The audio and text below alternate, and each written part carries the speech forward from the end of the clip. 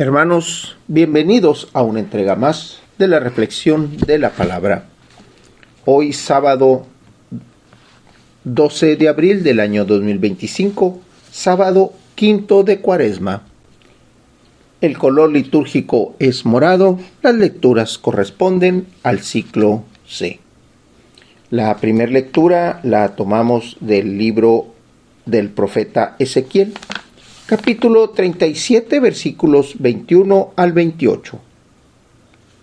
Esto dice el Señor: voy a recoger de las naciones a donde emigraron a todos los israelitas, de todas partes los congregaré para llevarlos a su tierra. Haré de ellos un solo pueblo en mi tierra, en los montes de Israel.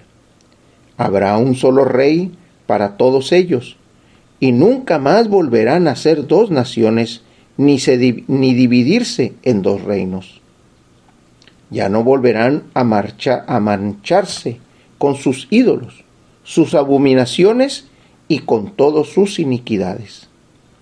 Yo los salvaré de las infidelidades que cometieron, y los purificaré. Ellos serán mi pueblo, y yo voy a ser su Dios. Mi siervo David será su rey, y todos ellos no tendrán más que un pastor. Cumplirán mis mandamientos, y pondrán por obra mis preceptos.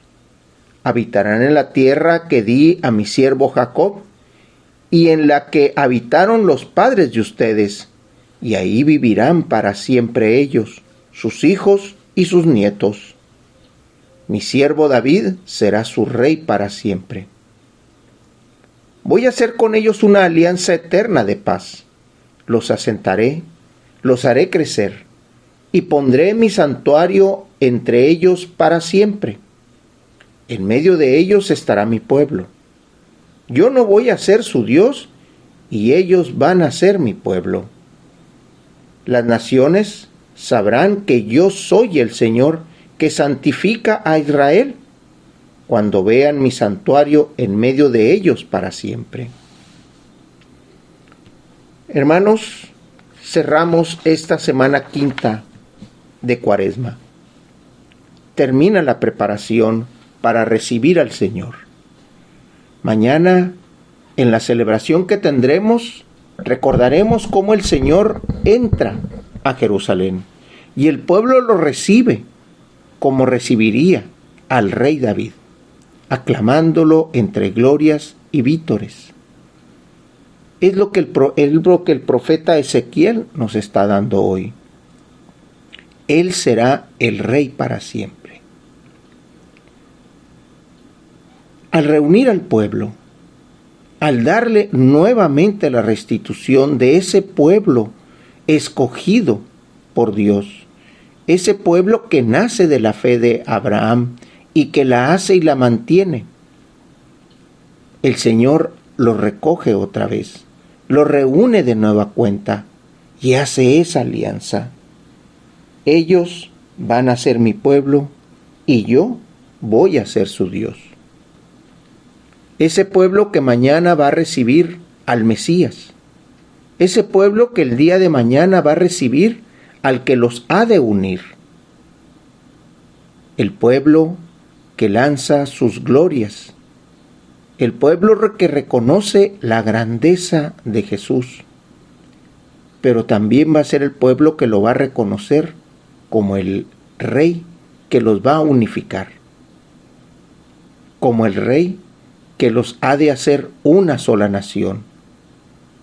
No de una manera geográfica, sino de una manera espiritual, bajo el sentido de que tenemos un Dios que nos crió, que fue nuestro guía y nuestro pastor cuando caminábamos en el desierto, que fue nuestro guía y pastor y que nos alimentó en tiempo de hambre en el desierto, y que nos llevó a una tierra que nos las dio en heredad, una tierra que ha sido para todos y cada uno de nosotros el lugar del pueblo escogido.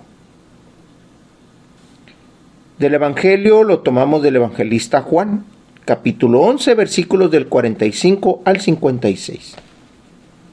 Muchos de los judíos que habían ido a casa de Marta y María a ver que Jesús había resucitado a Lázaro, creyeron en él. Pero algunos de entre ellos fueron a ver a los fariseos y les contaron lo que había hecho Jesús.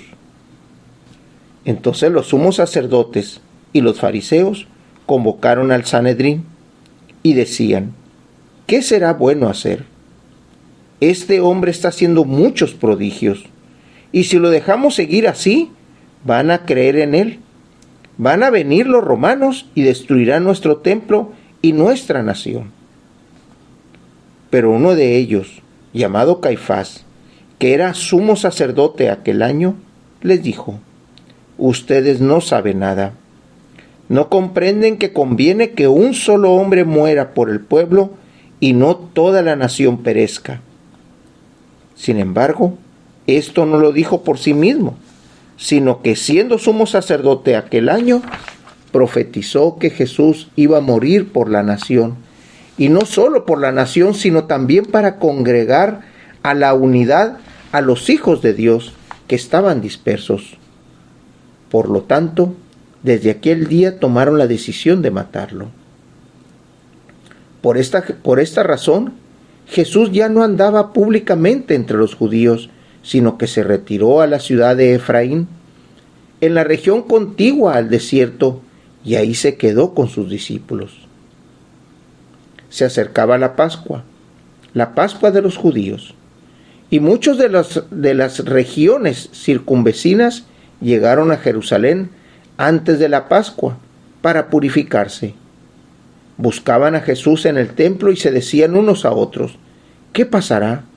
¿No irá a venir para la fiesta? Hermanos, en esta lectura del evangelista Juan, vemos cómo hay judíos que se convirtieron a Jesús por sus obras, por su predicación, o probablemente por la predicación en primera intención y después por sus obras.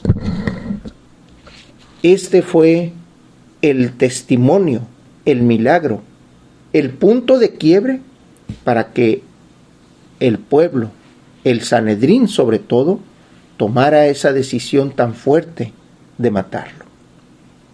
Pero al escuchar la profecía que Juan interpreta de la acción de Caifás, entonces sí, vemos cómo se cumple la escritura de Ezequiel.